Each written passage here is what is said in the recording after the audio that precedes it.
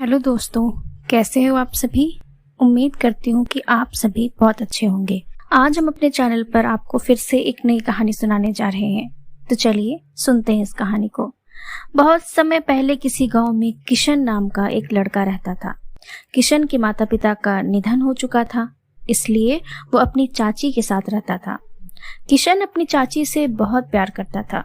वो अपनी चाची की घर के सभी कामों में मदद करता था, लेकिन उसकी चाची उसे बिल्कुल भी पसंद नहीं करती थी।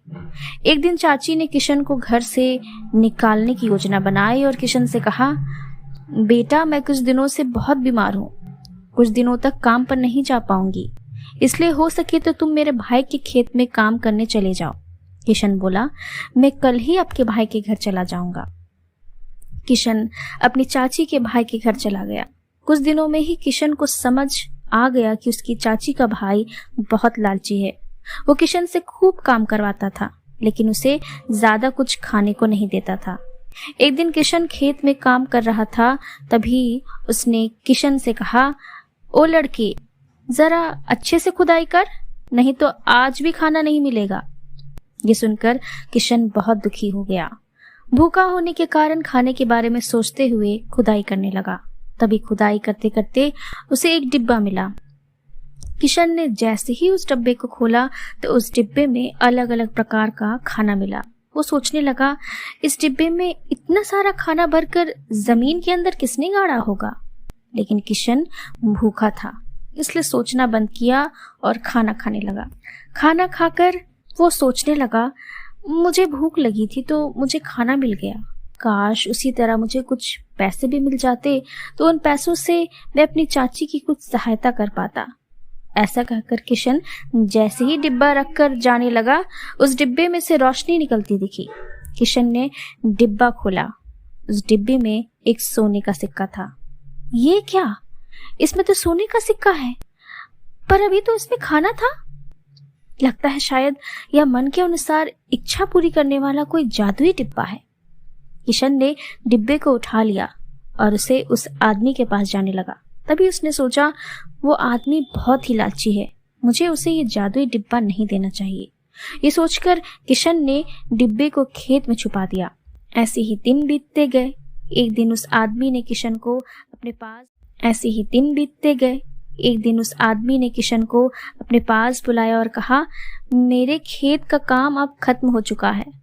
अब तक तुमने कुछ ज्यादा तो नहीं कमाया, पर मैं तुम्हें 20 रुपए दे सकता हूँ।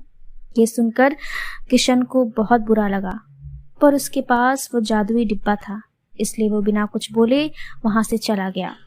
किशन वहां से निकलकर अपनी चाची के घर पहुंचा। घर पहुंचते ही उसकी चाची ने उससे कहा, आओ किशन बेटा, कितने पैसे कमा कर लाए हो। किशन ने कहा, चाची पूरे 20 रुपए। 20 रुपए की बात सुनकर चाची गुस्से से आग बबूला हो गई। उसने किशन की जादुई डिब्बे वाली बात सुने बिना ही उसका हाथ पकड़कर खींचा और उसे कमरे में बंद करने के लिए ले जाने लगी।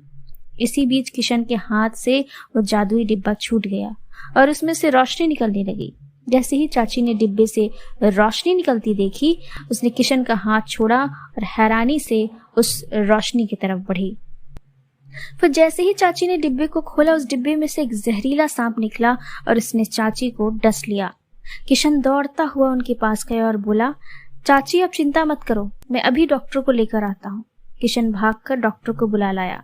डॉक्टर ने चाची का इलाज कर दिया और किशन से बोला, किशन अब तुम्हारी चाची ठीक है, अब तुम मुझे मेरी फीस दो तो मैं चलूं। फीस की बात सुनकर किशन सोच में पड़ गया।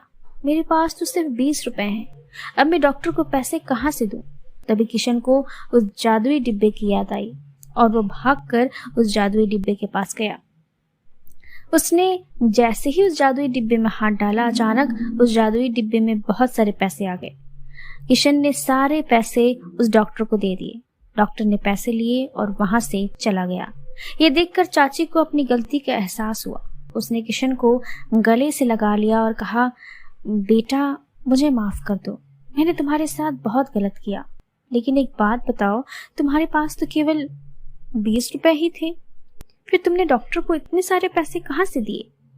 इस पर किशन ने चाची को जादुई डिब्बे के बारे में सब कुछ बताया। चाची जादुई डिब्बे के बारे में जानकर बहुत खुश हुई और इसके बाद वो दोनों जादुई डिब्बे के साथ खुशी खुशी रहने लगे। तो दोस्तों, इस कहानी से हमें एक शिक्षा भी मिलती है, और वो क्या है? वो ये है कि हमें कभी लालच नहीं करना चाहिए और हमेशा सबके साथ अच्छा व्यवहार करना चाहिए, क्योंकि हमें बदले में वही मिलता है जो हम दूसरों के साथ करते हैं। तो दोस्तों, ये थी आज की हमारी कहानी और हमें उम्मीद है कि आपको यह ज़रूर पसंद आई होगी। अगर पसंद आए तो इसे लाइक, शेयर और सब्सक्राइब करना ना भूलें और हमें कमेंट करके ज़रूर बताएं कि आपको यह कहानी कैसी लगी। तो चलिए मिलते हैं अगली वीडियो के साथ। तब तक हंसते रहें, खुश रहें, मुस्कुराते रहें।